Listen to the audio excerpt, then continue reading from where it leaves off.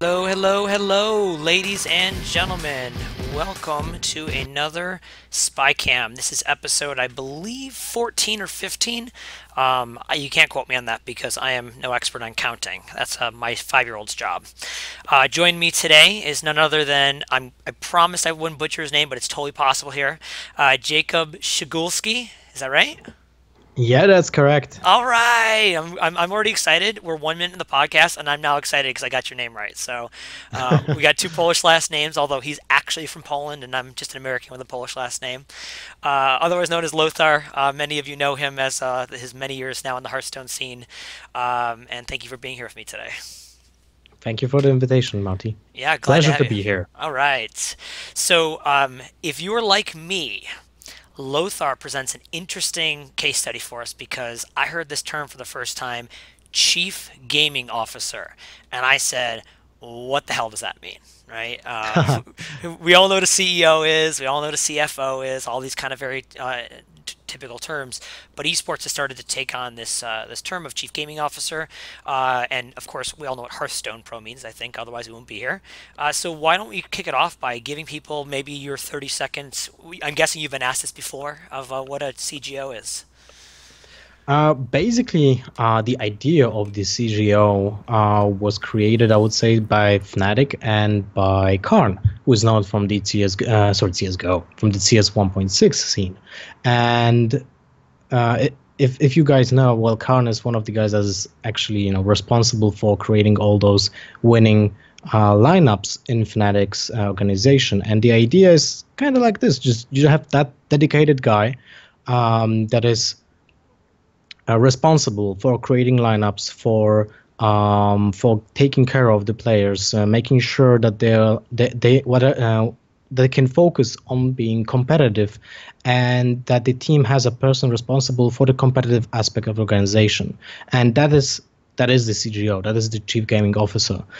The but you ask is of course a legitimate question, because esports is usually what esports usually lacks is a structure, right? We don't have like those usual structures that you see in huge corporations, but it's starting to behave like that. And those are the small steps that kind of put those little pieces together, and then you have a structure inside the organization. That's something that we have in G2. We have responsibilities. Everyone that is in the team is a master of all, yes, but additionally, we have that roster that actually divides the attention of each of the manager or a person for the management, and divides the responsibilities to each of those persons. So Yeah. I think that was more than 30 seconds, but I think that kind of said No, that was everything, great doesn't it? though. That was great, and I think that what you hit on in there that's really interesting is this dynamic. I was listening to today to the epic 3 hour and 45 minute podcast that Thorin just did the other day. If you didn't hear about, and it's Mike Sounds Castro. like it. Yeah, exactly. Mike Castro from Envious was on, and they had Bryce Blum, the lawyer, and Sir Scoots were on. But the reason I bring it up is because Mike was specifically talking about being a team owner and kind of this running. He kept using the word, "I'm running a business. I'm a business owner," right? And how often do you hear team owners say, "I'm a business owner"? And I really loved hearing that out of his mouth because it's his job every day to think about every employee under his wing. And I'm sure this is kind of a thing that you guys deal with. You're a larger organization like us, that we have many people that no one ever sees. No one has any idea who they are, Oh yeah. because they do social media, they do video, they do booking flights, you name it, right? That's correct. There's tons of people that you can't really see because they work behind the scenes, and usually they don't have a professional gaming background. So yeah, they're kind of like behind that. Right, right, and I think there's a appreciation for those companies that go, I'm trying to create this stability for my entire company, right? Like not just having a great roster that wins, which is it gives you a little bit of focus and being able to go, my job is to make sure we win in games while someone else is out making that stability, whether it's selling sponsorships or looking at broadcast rights or getting a new big time partnership that is going to non-sponsor related. There's all kinds of different partnerships you can do out there. So I think that's more what a traditional business, if you will. I mean, let's go to manufacturing, right? Yeah. If you're a manufacturing company, somebody's job is to make really awesome products. Someone else entirely separate actually goes out and sells that product, right? Yeah, definitely. So I mean, you're essentially like the guy who makes a really awesome, toy piano in the factory, and every so often you're tweaking the new toy piano or putting out a new line of toy pianos in a way, and someone else goes and sells it for you. Well, that's like the ideal scenario. What you have to be aware that, and I have to be aware of as well, is that I'm still learning, and G2 is basically, in my perspective, a really young company, and basically we act like a startup. Our whole core management is, like I said, a bunch of people that is really masters of all and can help each other, but we still have the responsibilities diversified. But in my example, like I had no clue about League of Legends scene as for now, right? When I started working G2 with those new responsibilities, this is the time when I actually started caring like about the League of Legends scene. That was the time when I actually spent time reading, Reddit on League of Legends, news about you heard it here first. He's 73 years old, folks. Yeah, well, I'm 32 almost, so Yeah, you're more in my age range than you are some of the younger guys, right? So yeah, that's true. So basically what I wanted to say is that as much as we have the responsibilities diversified, we still learn. Everyone learns, and Carlos, an example, Ocelot, is a boss that is not only responsible, for basically owning the company and represent the company by his own, but he also helps, and he also does the job in every single branch of the team. He's a very important gear of the whole machine, I would say. Without him, this will all fall apart, at least for now. This is like we are in the process of kind of structurizing ourselves. Yeah, although we have the titles, as I said before, we still act as a really one big machine with all those gears, kind of churning out something at the end, right? Like it's a big conveyor belt, and if one of you disappears, then either someone else will fit in, or you won't make a product, right? Nothing's coming out the other end. So you used a great term in there. You said we operate like a startup, and anybody that's followed me for a while knows that's very much how we operate at Splyce too. Is I think typically people say we're an esports team or we're an esports company. That's the first thing that comes out of their mouth. I say we're a tech startup.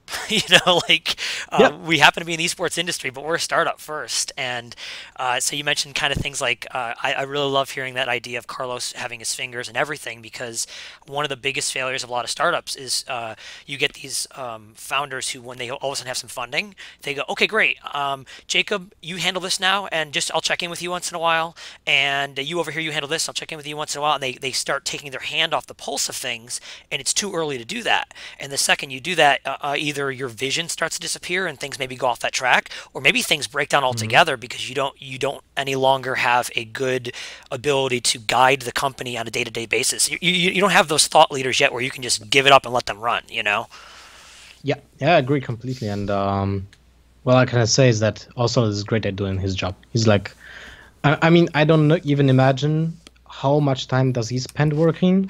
Right. I'm spending a lot of time working, and he's like all over the place. So I can imagine maybe his day is actually 36 hours, or maybe he doesn't sleep. It's his high energy. Yeah. He gets more done in an hour than most of us, right? Yeah, he's very effective. That's what I can tell you. Yeah, for sure. It's interesting. I remember when I first met the folks from Alpha Draft before they were with FanDuel. I met Todd and I met Robert, who are both been there a long time. And Todd's a CEO, same position we're talking about. And Robert actually made this joke, like something like, "Yeah, we see Todd, once every few weeks or so or something like that." And it was a joke, but what it really was about was like his job was to get out there and travel a bunch, or be all over the place making sure he's taking care of a little bit of everything, you know. And there's some CEOs that think they can lead from their cubicle, and I think that's almost impossible in almost any industry. That you have to get out there and actually talk to your customer, for example. Like one of the great things that you'll see is when you see owners at events, right? They're not actually talking to fans. They're talking to players. They're talking to tournament organizers. I mean, I wouldn't know anybody if I didn't go to these events because I'm not an old school esports guy. I've been in esports a couple of years, you know. But so I show up to the major and I support my team, and then I also meet 19 new people I've never met before, you know, like Hastro and like Buyaka from Luminosity, etc. So it's really important to have that hands-on. I totally.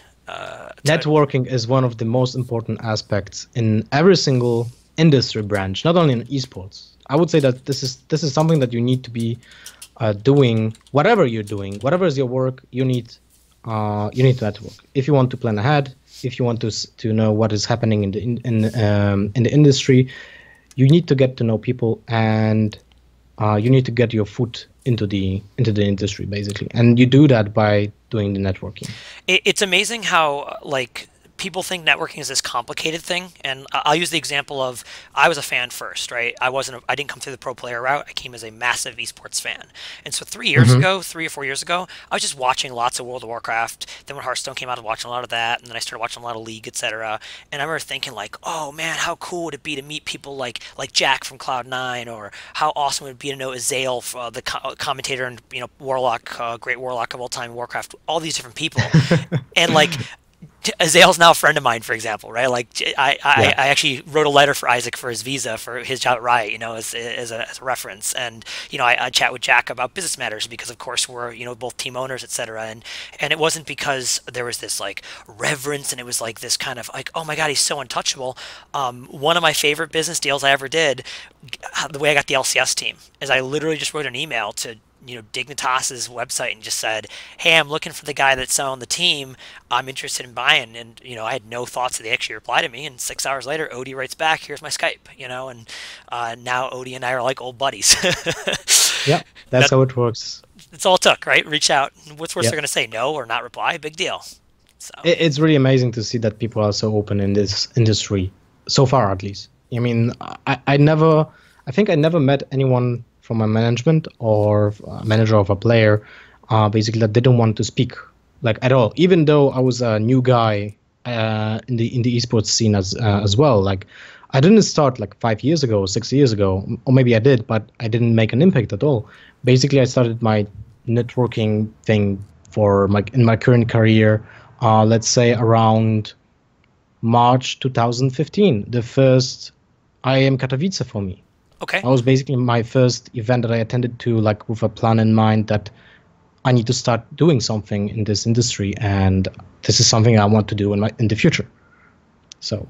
Well, and what was this? You mentioned a plan. Like, did you have some specific way you prepared going in, some actual goals to accomplish? Well, let's rewind to 2014, and I was working full time in a boring office job, and I got information from my buddy that knew that I'm a long-time pro player in card games, and he told me, hey, there's a new Blizzard game, and it's basically a card game that you played for like years, so here you go, there's a beta key, try it out. I'm like, oh, thank you, I'll try it. And I looked at the game and I was like, holy shit, that is impressive piece of work. It's so neatly done, and I'm sure this will be super popular in a few months. So I started playing, and then after a few months, that was, as I said, that was October 2014, something like that. And after a few months of playing, I saw that there are teams being created, that there will be the first ESGN Fight Night being transmitted on Twitch with casters and those personalities that are actually established, like Artosis and Froden, who's like actually a caster for StarCraft back then. Right. And I thought like, wow, this is cool. This is something that I see myself doing maybe in some time. And how do I get in, right?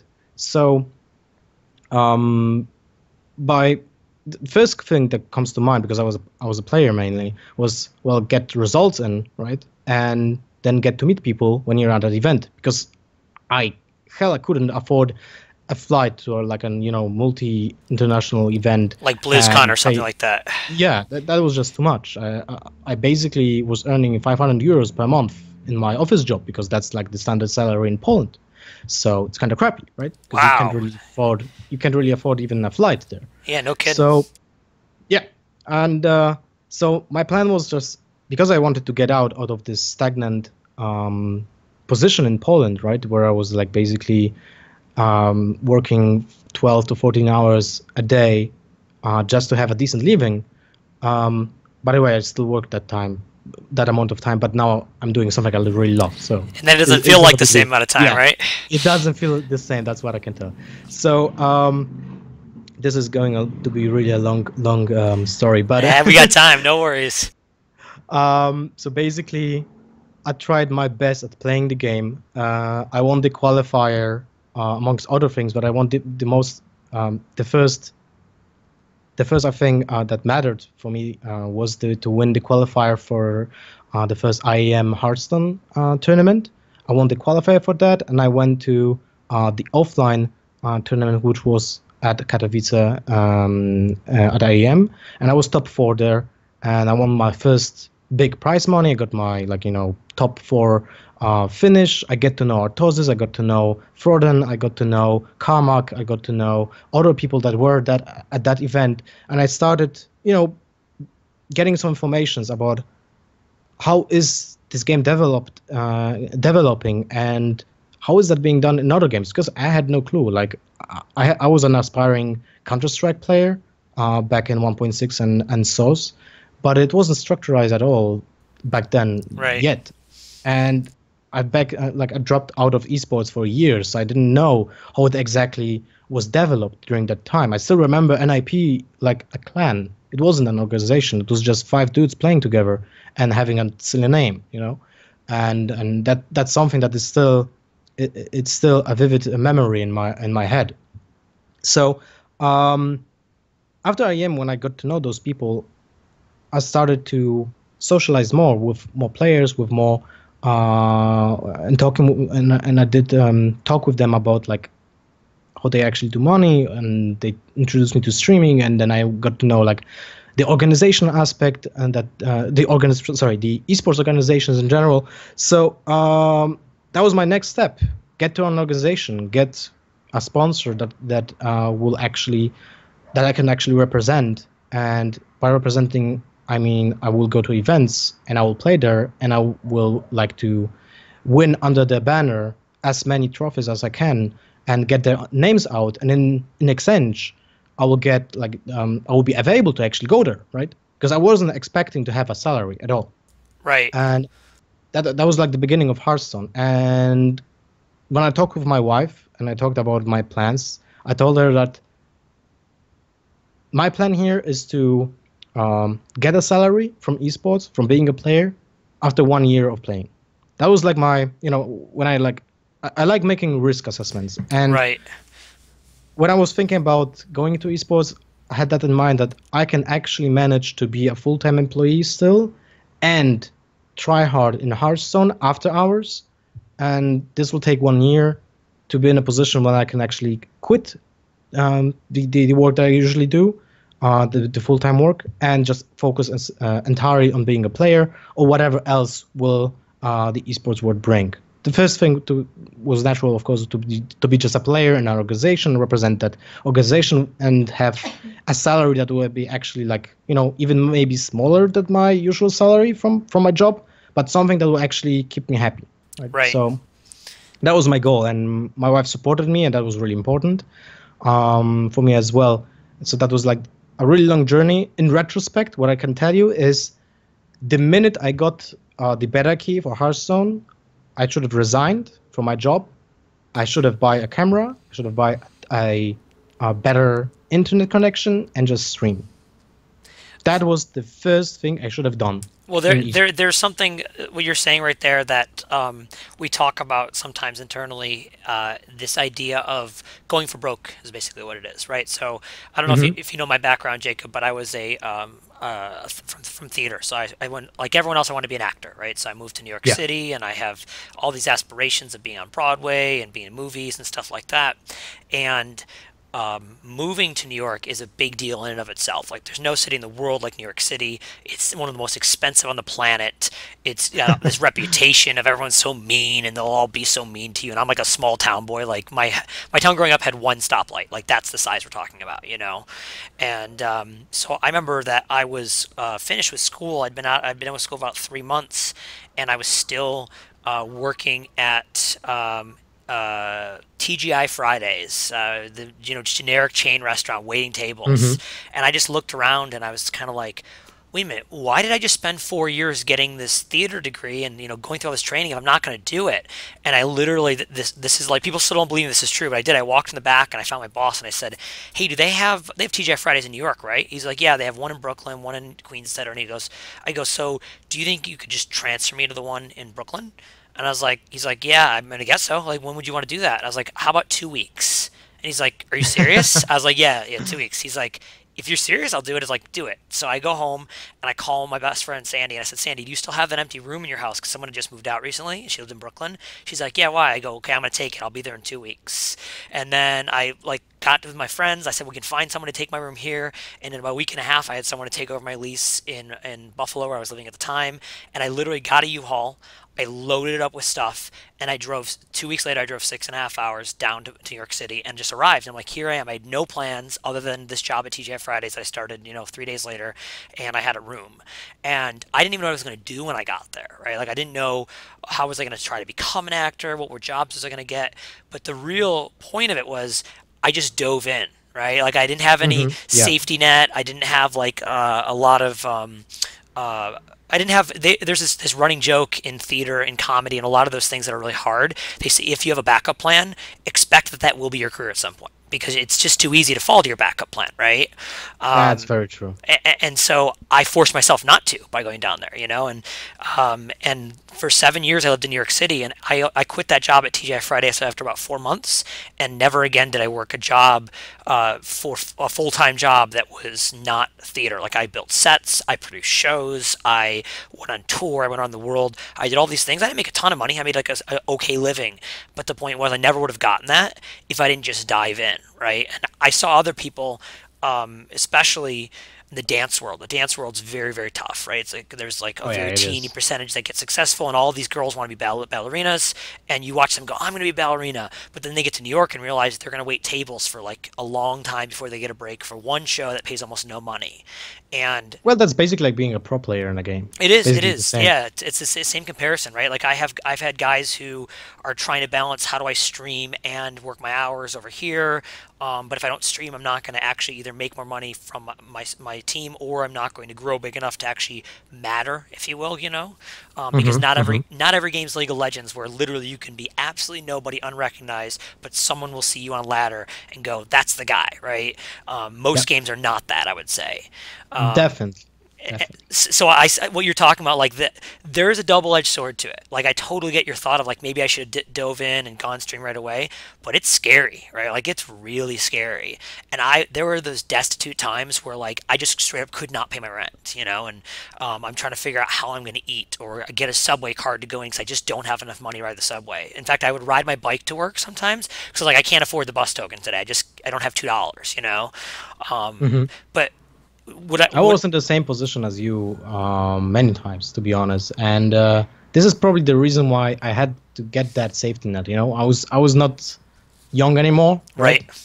When I had that decision to make to like kind of try hard in Hearthstone and still have that job, that was my decision, and I'm sure that if I would ask my wife if she would be okay if I would just quit my job and try this, because we have our apartment and we can kind of cut back on everything else just to give me that opportunity to try hard in that, she would probably say yes. Would you? I was gonna say, is she in chat? Can we ask her? She's a wonderful person, but I would hope so. Otherwise, why'd you marry her, right? yeah. The reason why I didn't do that is that I had that that fear in the back of my head, like, what if this will fail? What if you'll just, just cut out 1 year of your life doing something that will not bring you anything? And that was like, that was something like a recurring scenario for me in my past years and my past ambitions. So, and the job market in Poland is quite horrible if you don't have an IT degree. So I kind of couldn't let go of that safety net. But when I have a kid and my kid will have the same doubts, I will push them to that direction to dive in. Nothing will happen if you will fail. If you will fail, you will actually learn something interesting that will probably give you more value than money anyway. So, and I will try to support those really brave decisions by whatever means. I'm really impressed, I'm not going to lie, because that's a position that a lot of kids are challenged by their parents, because their parents don't want them to take the risky, route. Oh, I want my kid to go become a doctor or an engineer or something very straightforward. And I mean, hell, I had to tell my parents, oh, by the way, you know how I came to college originally? I was an aerospace engineer. And I went, I'm switching my med degree to theater. My parents were like, what? Is that even a thing? And I was like, yeah, it is, and I'm doing it, and I love it, and that was, they weren't not supportive, but they just didn't know how to respond to that, right? Like, they're terrified for me. They don't want me to end up in a gutter somewhere because I can't pay my rent, which, like I said, it happened. I couldn't pay my rent at points, but, there's a phrase we talk about often at Splyce that I think is really key to what you just said, and I learned this when I used to be in manufacturing. My boss said this. He said, fail fast, fail often, fail cheap. And he would reiterate this all the time, and so I reiterate it to my people. I really believe in it. It says, go out and try things that you think there's a good chance this might fail, but if it doesn't, it's going to have a great impact. It's not going to be super costly, and it might not be money cost. It could be, time, it could be resources, whatever, and it's not going to be, it's not going to take a long time. We're not going to spend 6 months on it, and it's going to fail. Maybe it's going to take a week or whatever. And so it could be, we're going to try a new kind of social media post. It could be, we're going to change the way we do videos, whatever it is.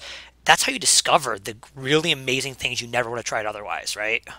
Yeah, that's correct. And I still remember the one thing that my parents said to me: gaming will never get you anything. Good timing. Someone actually just asked about your parents in chat. Oh, really? Yeah, they said, I remember hearing that Lothar's parents were quite against him taking up esports seriously.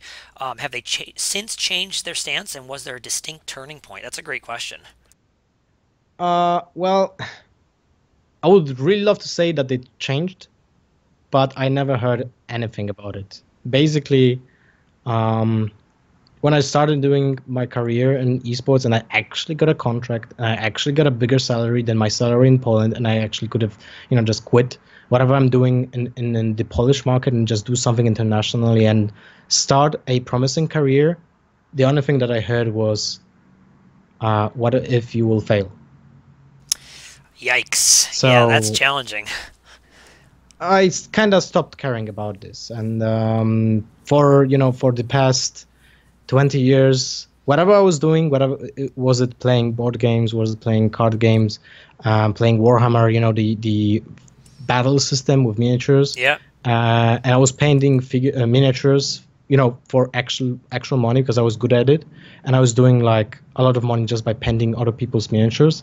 That was still the same recurring theme that, why I'm wasting time on that? Why I'm doing this? This will not get me anything long term. But you can say the same about a degree. I have a college degree. Yep. It doesn't give me shit. I could have, I don't know. I feel like college degree is actually important if it's something like medicine, law, or IT. But you don't even have to get a degree in IT if you're just good at programming, because you can actually learn that someone actually developed that by not being a programmer, just started doing this. And there's a lot of great coding resources out there too. It's a great example. Yeah. You can literally learn on the web without ever paying a dime at this point. So, you know what's interesting though? There's my very first guest, I believe it was Rahul Sood from Unicorn, and Rahul's a successful entrepreneur. For those that don't know him, he's already sold off a company. He worked at Microsoft as an executive, and then he starts Unicorn. So he's already been down the road quite a bit, and he is firmly in the camp of taking some time and not going to college and figure out what you want to do first. And if you need college, like something you said, like your medicine or engineering, go do it, but figure out what it is you're doing first before you spend a couple years and go, ooh, I'm doing a thing like, hey, how about theater, for example? How useful do you think my degree is in theater, right? So, Yeah. but you know, and interestingly enough, Lothar, I kind of have a slightly different opinion that there isn't anything I've done in my life that I think was wrong or that I would take back. So, Hmm. the theater degree, all the time I spent in theater. Then I got a graduate degree in environmental health and safety management. I worked in manufacturing in 5 years. I worked at another esports startup. All those things, I can pinpoint lots of specific things that have made me better at what I do today running Splyce. I really believe that. You know, whether it's at the manufacturing job, I learned about big budgets and massive responsibility all over Hmm. North Hmm. America. And look at esports, right? Like we have people remotely all over the world, right? And I'd never done Yeah, that that's before. correct. So I can see both sides because I do have, of course, a ton of college loans to pay off at some point. So there is that side of things for sure. Well, in Poland, it's quite different because you don't have to pay for college. Oh, jealous. Uh, but I actually changed my own. That was my decision to actually go to a paid college, just to go to college on weekends and go to a normal job during weekdays, Hmm. because I wanted to get an experience in the field, right, and do whatever I can, and just pay for the college myself. And I actually moved out of my parents quite fast, I would say. I was around, I mean, at least in Polish environment, I was around 20, I think. And I was like the second year of my college. And I was able to maintain a low profile life, I would say, by paying rent and just having the basic necessities, and my college paid by my daily job, and still do something like, after hours with my hobbies. But what was very important for me was to get a job that will actually get me, I will actually have a prospect of doing something more. So I started, and I would like to do something that is actually also something that is tied to my interest, right? Right. My first real job was, um, I was just a salesman in a shop that was selling card games and board games. And in the progress of 2 years, I think I become a manager of two stores in my hometown, and that kind of kicked my career like really fast, because then I could have I was being headhunted, if that's the correct term, Sure. Yep. by another company Yep. that wanted to have a logistics manager for their wine company, and I was doing that for like a half a year or something like that. Then I was switching jobs like all the time, because I thought that I need that learning process. And how will you do that if you're not just trying different out things? So I agree with you.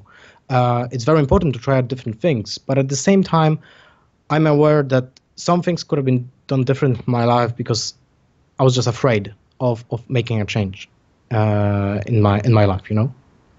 Yeah. It's. I totally get that, and it's interesting because there's this almost fear this generation's. I mean, this generation isn't one specific. Like the last, I don't know, 30 or 40 years have been raised with probably still as remnants, at least in North America, from our Great Depression back in the 30s, Mm-hmm. of you need something very concrete. You need to have very clear prospects of what you're going to do. I still remember this kid from college. He's a really good friend of mine in college. I still love this guy. He was one of my roommates, and he like went to school, got his engineering degree, moved out, got that engineering job, and like did the progression you're supposed to, and had a really solid like career prospects and paid his bills and stuff like that. And that was great for him. He was very happy about that. And that's like the traditional stereotypical American life, you know, where they say like your white picket fence and your dog and your cat and stuff like that. It's such a joke, but it's so funny how like when you watch it happen, you're like, oh, that's not. It's a stereotype for a reason. People really do that, you know. And I wasn't that, right. I went out and took the riskiest path possible, pretty much, with something like with being in the arts. But I think that the payoff is pretty. Is pretty high, you know, and I would say that we're kind of in agreement there that now we get to do something every day where a 14-hour day doesn't feel like work, right? It feels like Yeah. a lot of fun to do. So, um, just kind of shifting topics a little bit here. Let's talk about. So you were a pro player. You obviously played a lot of card games over the years, but then Hearthstone was really your breakout moment to get, recognized. I mean, long before I knew you as part of G2 as in your CGO capacity, I used to watch your stream and see you compete. Um, what was the turning point that A, you knew you could do something a little more than on the business side of things, and B, how did you get your opportunity? Like, what was your big break? Um, when I became the Hearthstone player, like a pro player, where I could have actually said that. Actually, even before I could have said that, I was doing managerial things for my first organization for Planet Key Dynamics, and I wasn't actually, having. I wasn't doing that officially. I was just doing that behind the scenes because I know that I was capable of managing human resources and resources in general because of my experience in normal day jobs.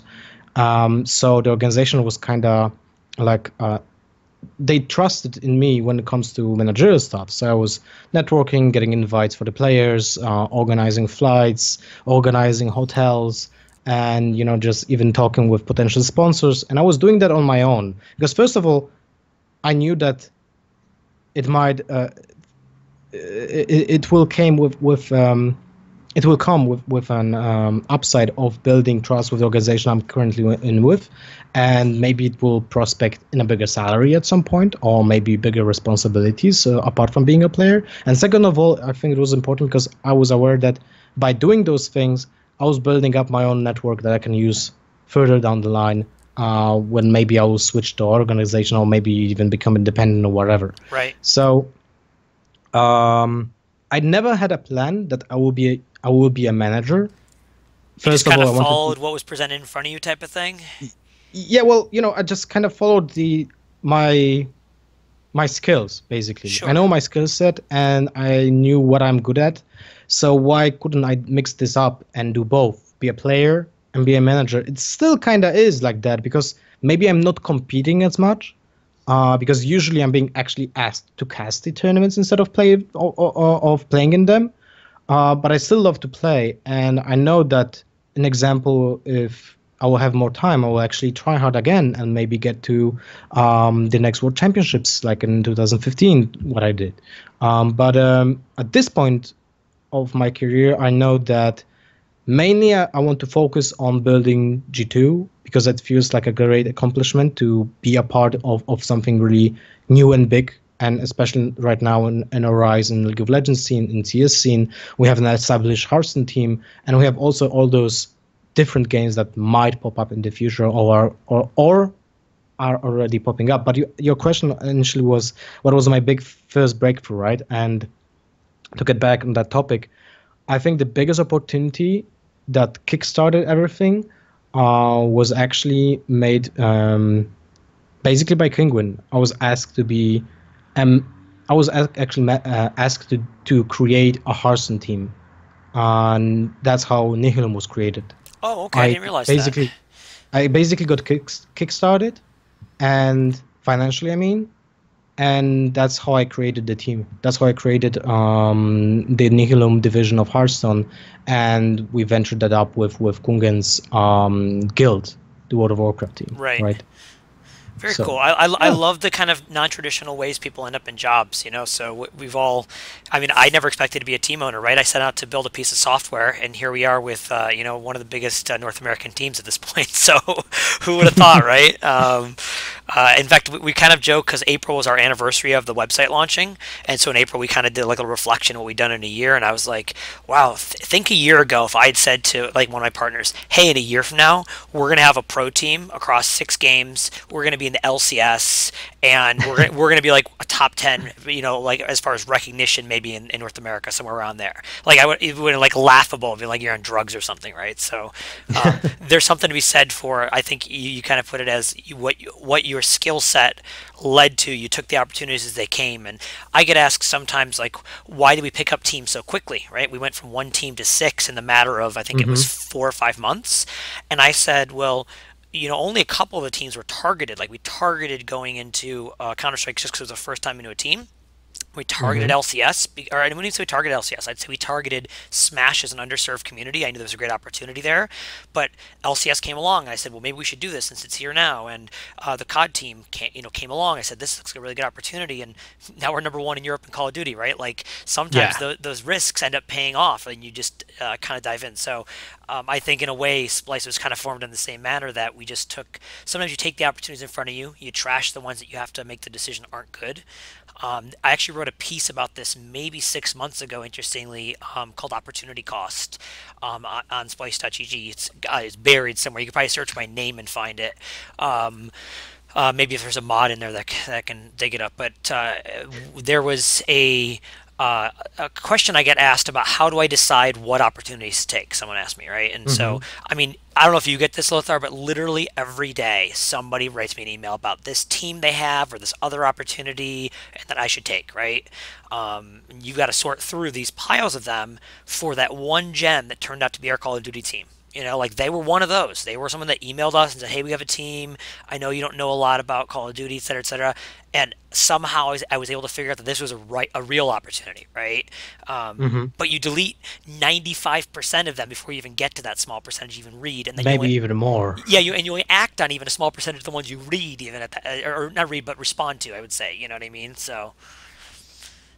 And it's also different in different type of games. An example, in Hearthstone, you don't exactly get players in this scene, like, you know, from a letter, from an email to your organization. In Hearthstone, it's more like a combination of things. You have to be not only a great player, but you have to be a personality. An example, it's different in team games. Like in CS:GO, I can understand this process of, you know, hiring a team that is not really known yet, but they have talent and they might become a really good team.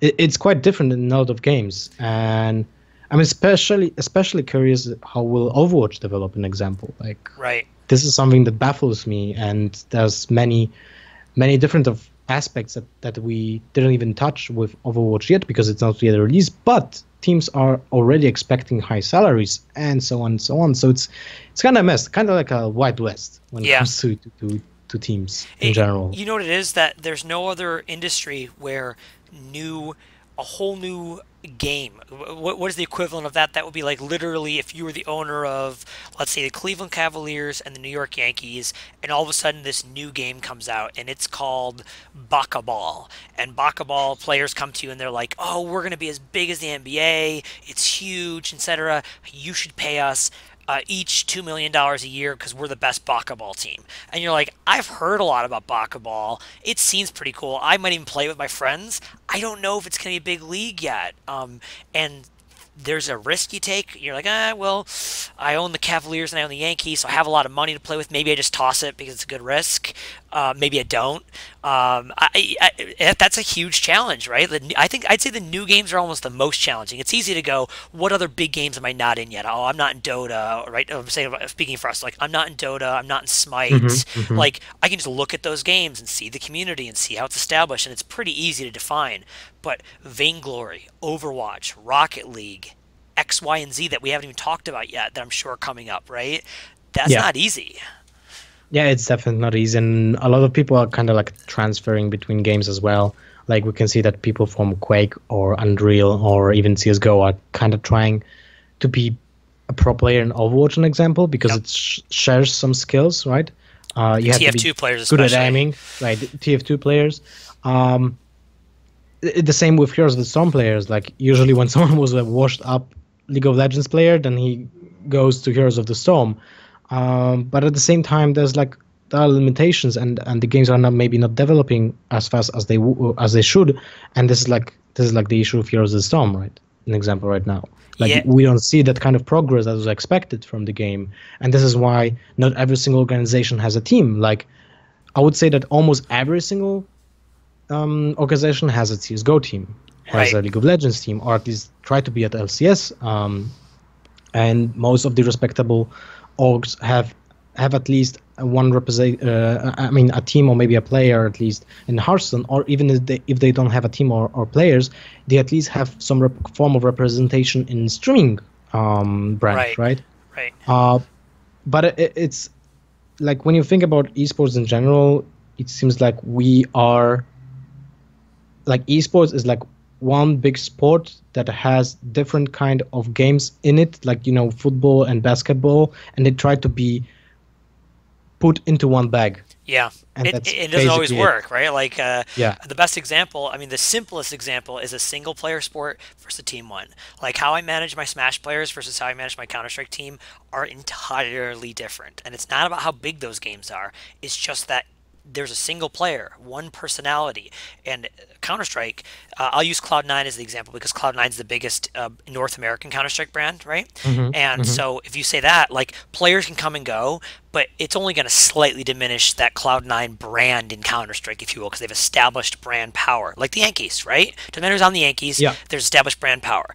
But if you have Serena Williams, that powerhouse, she's my favorite tennis player, that's why I use her. Like if I had Serena Williams and Serena Williams leaves, she takes all of Serena Williams with her. There's nothing left behind, right? So it's a very different dynamic. So I find that really, really fascinating as you try to figure out like who you're associating with, not just for their skill, not just for their results, but how they're going to affect the image of your team. Because I have some very clear ideas of what kind of organization we want to be. There have been players I've looked at and been suggested to me. I said, no way, I don't want to be associated with that person because they're toxic or they're demeaning to certain other people or whatever it is. I don't want us to be that team, Hmm. and I don't think that's so much of a thing in traditional sports where you're the Yankees. You can take just about anybody, throw a PR agent on it, they can figure it out and go, look, we'll take care of your issues. You got to be really extreme to have that issue in traditional sports. Yeah, I completely agree, and I don't have anything to add to that. Well, we'll take our quick side note to do. I like to do I call it literally shameless plugs. Folks, as you know, Lothar is a Hearthstone player for G2. What's your Twitch stream? It's just Lothar HS. Lothar HS. Make sure you give him a follow if you aren't already, although I'm sure a number of you are already from his channel. And check out his stream. He does some great Hearthstone stuff. He's obviously G2esports.com. I'm wearing that awesome Splyce swag today. I got the t-shirt and the hoodie on. I'm sure they have some awesome G2 stuff too. So check out We're getting to that point. Yeah, I saw the jerseys. You got those on sale. Those are pretty sweet. So Thank you. yeah, so check those out. And if you don't know Splyce, we have a great web application that gives you broadcasts of everything in esports. Whatever you want to watch, you can check it daily to see what's live and get push notifications. We have some really awesome editorial content from people like EG and Control, Lurpus writes for us, Red Eye writes for us, etc. And a lot of up-and-comers as well. So please check us out. Check out the pro team. Splyce GG on Twitter and Facebook. Splyce Pro on Twitter and Facebook for the two different separate groups. And then at Lothar HS and at G2 Esports, right, for you guys? Yes, I would just like to point out I just browsed through the chat. I have like two interesting questions from the chat. Yeah, that's actually where I was going to jump next, so that's a great time to do that. Oh, okay, sorry for No, that. that's perfect. I was going to say, like, we have some very specific to you questions, which I love. So let's talk about Poland, right?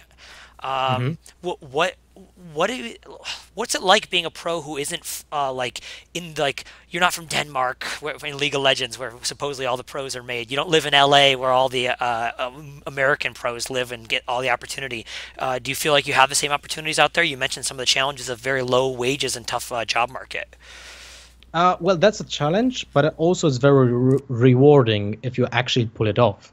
I think it's like two different sides of a spectrum, like living in Poland and an example living in Norway. An example, you don't see many pro players in Norway because you usually with a salary from esports you can't do shit there.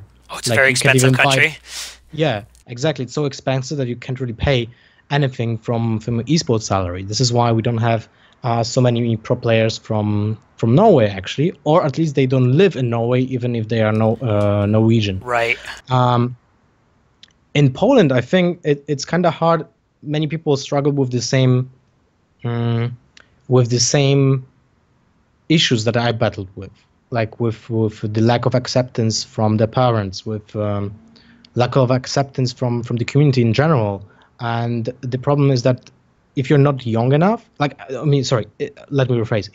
If you're young, then you live still with your parents, and they will not accept you being trying to be a pro player in a game, like a computer game because it sounds horrible and it's not a real job and so on. But when you're older, then you have to basically pay rent, live somehow, and probably you have a girlfriend or boyfriend or whatever, and then you want to have some form of living while not pulling off, how to say that? Well, basically, you have to spend money on something else than just trying out. Yeah, to you be have a top player, responsibilities right? at that point. Yeah, you have responsibilities at that point, so it's very hard to juggle between those two stuff. But I feel many of people that want to try this, they should try it as soon as possible, and just they have to be super aware that only a handful of people actually get to that point when they'll have a paid position in the market they actually aiming for, which is entertainment, because esports is basically entertainment. Yep. People Like, forget that we're in the entertainment industry, yes, and when you think about actors, when you think about musicians, when you think about I was in numerous bands that we tried to be super famous and rock Right. stars and so on, but only a handful of people, handful from the entire world, are able to do this and live off it. Yep. So you have to be aware that with the possibility of doing something that you really love and it's something that is really enjoyable, there's most likely a pair of maybe not able to do that because it's so hard to pull it off. Do you know what I would say though, just to Mhm. counter that is, because that's true, 100%. But when I had Thorin on, he really hit on this pretty hard. There are so many people out there that talk a lot. They just talk about this idea, how they want to do it, etc., but they never actually execute. This happens with Yes, of course. with writers. He said, oh, I want to be a writer, but he's like, well, then write. Stop talking about being a writer. Just go write. Write every day. Write all day. Like, why are you talking about writing when you could be writing? And I see this too, not just in esports. I saw it in theater. You'd watch the kids who got through college and they'd start, and everyone comes out right out the gates. I'm in theater, and one by one they drop out. And what happens is you see the hardest workers are the one who last, not the ones with the most talent. And I literally just told Yeah. the story at Sunday night or Saturday night when we were at Good Game Con to a table full of Hearthstone players. I was telling him about a good friend of mine we used to teach together, and he was a really solid actor, not the best actor in the world. He wasn't like this mind-blowing Golden Globe actor or whatever, but he worked harder than everyone else. And he said, I'm going to do this. And he's like, I'll sacrifice whatever I need to get there. And this guy's been on stage with Robin Williams. He's been in movies with Bill Murray and Bruce Willis. He's been directed by Spike Lee. Like, he's a very successful actor now. And Nice. I truly believe it's because this guy would not let a brick wall could have gotten in his way and he'd punch through it. You know what I mean? And so that doesn't mean you're going to be successful if you do that. However, you raise your chance of success infinitely if you work so much harder than your competition. Yeah, well, and that's something that usually people don't see. So they judge you just by, that if you made a success or not. So that's also something important to know. Like, from when you think about every single pro player or a celebrity in a game, let's say, like, let's say you take a personality that is a caster in CS:GO. Let's say you take a caster from other game, or you take a pro player. Like, from the few moments that you see him on the screen, that's basically 1% of what he actually is doing, Right. or what he was doing in the past, because so much work was put into first, like so much time was put from his perspective to be in that place in the first place. Yeah. And you don't see that. It's like the iceberg. You just see the tip of the iceberg when you don't see all the hard work, dedication, failing miserably, and then going up again, trying again, and then you will be on the top, and that's the only thing that people will see. There was a great moment. He's going to kill me for mentioning it, but I think it's a learning experience. I'm going to mention it anyway.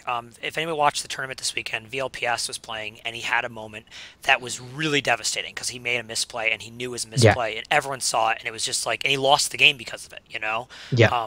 And afterward, you just saw the look on his face like he was crushed by it.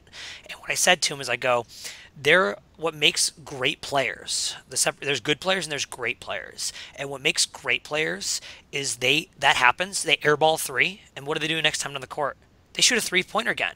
They don't go, oh my God, I airballed it. I'm so embarrassed. I'm done. I'm shooting threes again. They continue to jack up threes. And the reason is because they know they're good enough. They know that shot isn't what matters. What matters is the grand total of all the shots, right?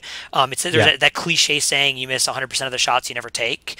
And I think that happens sometimes as people fail, and then they go, oh, that's too scary. I'm not going to do that again, or something like that. And, I love basketball. I'm like a very passionate basketball fan. And one of the things I love most is those players. Shaquille O'Neal's a great example of this. Shaquille O'Neal would literally shoot a free throw and it would miss the basket by 3 or 4 feet. I mean, that's embarrassing. Did Shaq like hang his head in shame and then like play poorly the rest of the game? No, he just did. He's like, this is not what I'm good at. I'll focus on other things. Or maybe if there's something else, he made a mistake. Maybe he flubs a dunk. He's not going to stop coming down and slamming the ball in your face again over and over again, right? He's going to come right back harder the next time, actually. So it's a really important attribute, is not just to get back up, but to come back harder the next time.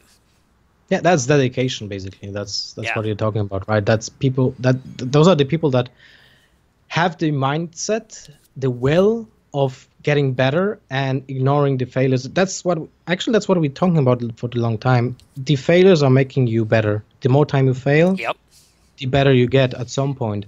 Of course, it's very embarrassing, and it pushes you to a limit, like when you fail at a really huge broadcasted event, and it probably stings a few times harder when you play a game that is like only perceived intellectually wise, like Hearthstone, because you have no mechanics there. Right, it basically wasn't like a misclick or something like that where you can say in League of Legends or something. Yeah, exactly. It was just poor decision, and because of that, it's being judged even more harsh and by the community, even more harshly by the community because of that, right? So it's a really hard to bounce back from that misplay, from that position. But if you have that mindset, then you'll get to be better in the long term. And Mantum Lord, I think it is the exact perfect analogy. This is like Summit's mistake was very famous this year. You know, the Molotov. Yeah, that's pretty true. much everyone knows about it, and that was devastating to him. But the thing he has to remember is the whole rest of that day, he played really, really well for a guy for his very first time on stage. Like, all the pros of the community came out to tell him this. Like, if you look over Twitter and look at his timeline then, like, every pro in North America was like, dude, that was your first time? Holy cow, you did awesome. You should have seen how bad I was the first time and stuff like that, you know? And it was really cool to watch that support system happen, because you have to get right back up and come out fighting. So, and another thing I think that actually applies to Summit was the thing that it happened because he turned his head from the screen, right?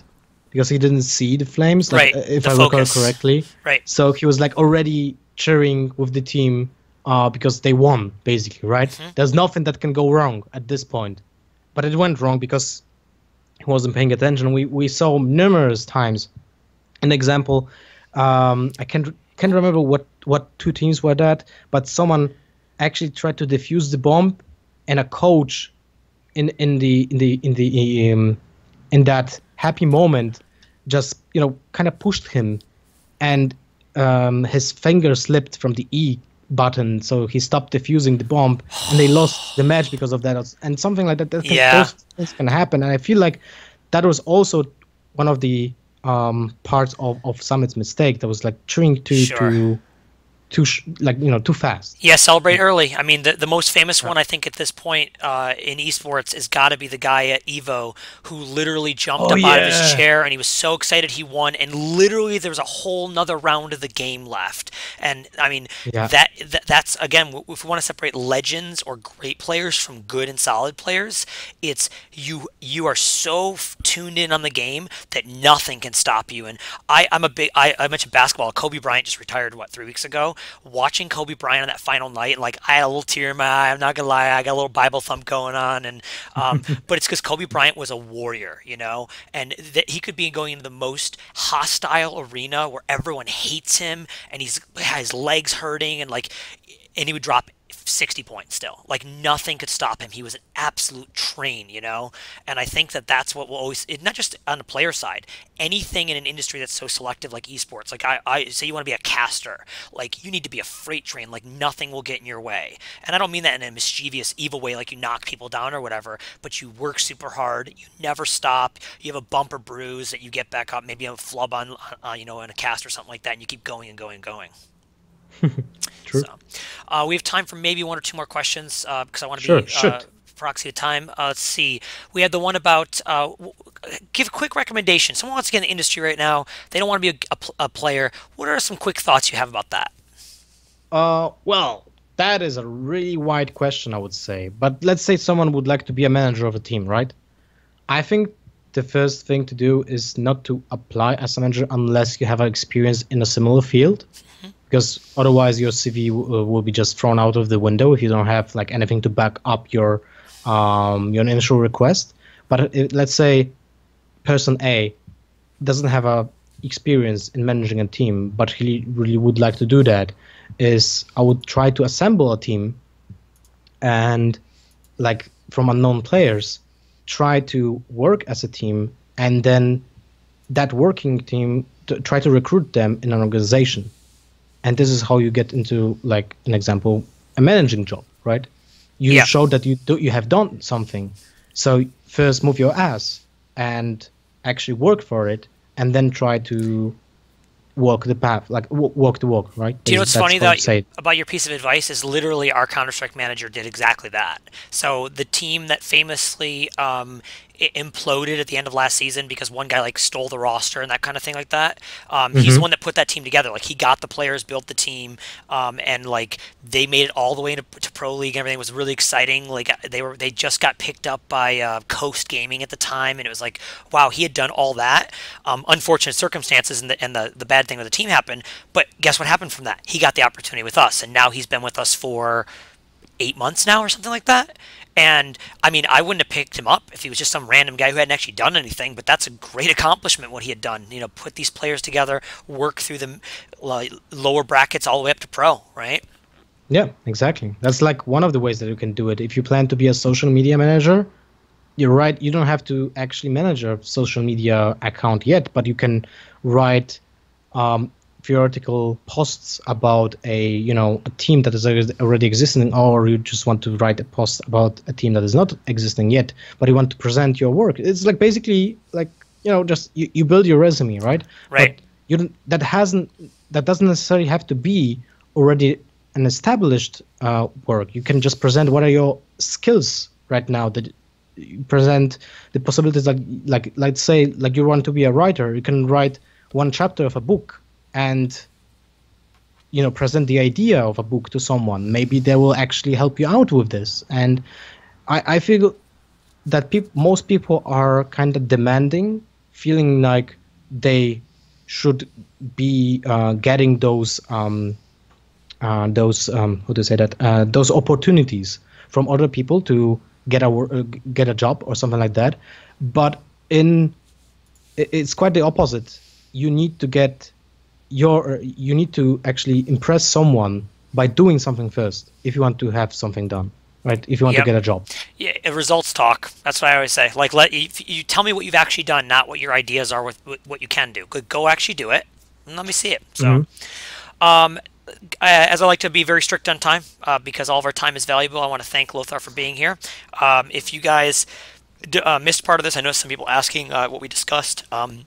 Videos will be up on YouTube. YouTube.com/Splyce is our channel. I'll put it in chat. I'm typing it as we speak. And there are VODs up there for the last consecutive however many episodes. People like Thorin and EG and Control, and I had VLPS Hearthstone player we mentioned earlier on, etc. So lots of good opportunity to hear things from people who very similar to Lothar are able to tell their story. I did do a WISA episode last week, actually just me solo talking to this Illuminati triangle. So it was really, if you want to go check that out, you can see me with talking to the Illuminati triangle about WISA. Make sure you check out Splyce.gg. Make sure you check out g2esports.com. I'm going to throw the host over to my buddy B-Sport Josh, the captain of our Call of Duty team. If you don't want to stay, no worries. But he's the leader of the best Call of Duty team in all of Europe, and he has an awesome. He's British, so if you try to understand him and you can't follow a good British solid British accent, it will be easier to understand than me. Exactly, it's easier to understand the Polish guy than it is the British guy sometimes, which is kind of hilarious. So no, I actually said it the other way around. Oh, really? Yeah. I actually sometimes think about like, do we actually speak the same language, or is it just me? Really? Okay. Yeah, I mean, maybe that's just because I'm American and we've butchered their language, if you will. So, Okay. thanks everyone for coming. Make sure you hit the follow. Make sure you give me a visit again next week when we do this again. And thank you, Lothar, for being here. Ciao. Thank you for being invited.